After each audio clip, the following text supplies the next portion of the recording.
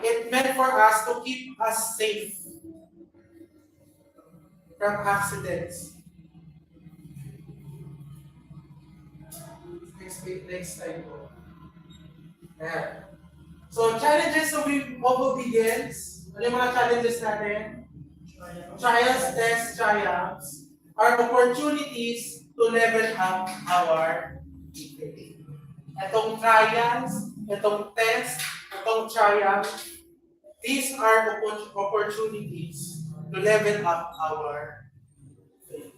So when we face tests, when we face trials, tests, and triumphs, anong response natin? Next slide po. Dito pa yung tatapos.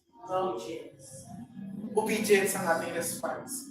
Sumunod lang sa Panginoon. When we face challenges, ang ating response is just to obey Him. What is obedience? Overcoming. Yan, kapag nakaharap tayo ng trials, ito na, pagsubok na, trials na. Overcoming and becoming excellent. Patapusin ko to.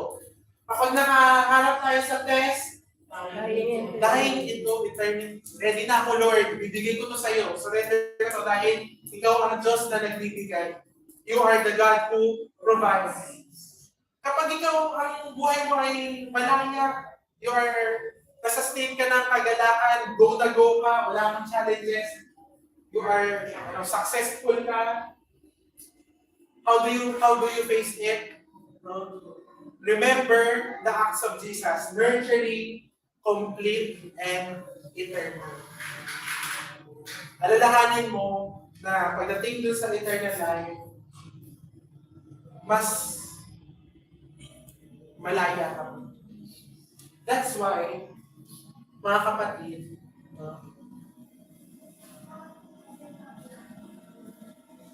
that's why, kung makikita natin, nurturing, complete, and eternal, maiintindihan na natin yung sinasabi sa atin ni James na count it all joy. Mas ngayon nyo dapat mag-gets na maging masaya ka kung ikaw ay nakakaranas ng pagsubok. Count it all joy. Bilangin mo to bilang kagalakan. It's in these trials that our faith is refined, our character is strengthened, and our relationship with God is deepened. Harapin natin itong mga pagsubok na ito at harapin natin na may pananampalataya sa Panginoon. Dahil alam natin, tinapos na ni Jesus Christ itong mga bagay na ito at ang Panginoong Diyos Ama ang magbibigay sa ng ating mga pangailangan. So, when we face challenge of obedience, what we need to do is simply obey. Let's pray. Panginoon, maraming salamat sa mga salita mong Panginoon. Hindi namin mawari, Panginoon, kung bakit kami sumusunod sa inyong Panginoon sa mga panahong hindi namin kaya, Panginoon. Ngunit nagpapasalamat kami, Panginoon, dahil hindi mo kami inilalayo sa iyong Panginoon.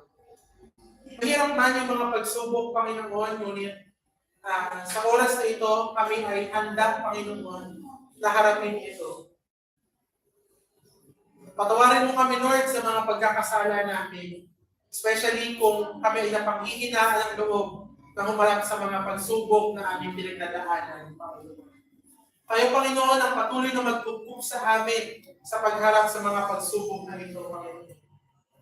Salamat, Panginoon, dahil isa kang mabuting Ama sa bawat isa sa amin. Binigay mo ang iyong bugtong na Jesus upang gayahin namin kung paano siya sumunod sa iyo, Panginoon. Nawa, Panginoon, sa pag-iiwalay namin sa araw na ito, ikaw, Panginoon, ang patuloy na magpaalala sa amin, magturo sa amin kung paano sumunod sa iyo, Panginoon, sa gitna ng mga pagsubok, Panginoon. Wala na kaming ibang ibibigay pa sa iyo, Panginoon, kundi ang aming pananampalataya at ang aming pag-asa ng mga bagay na ito ay magwawakas din, Panginoon. Salamat, Lord, sa pangalan ni Jesus. Amen.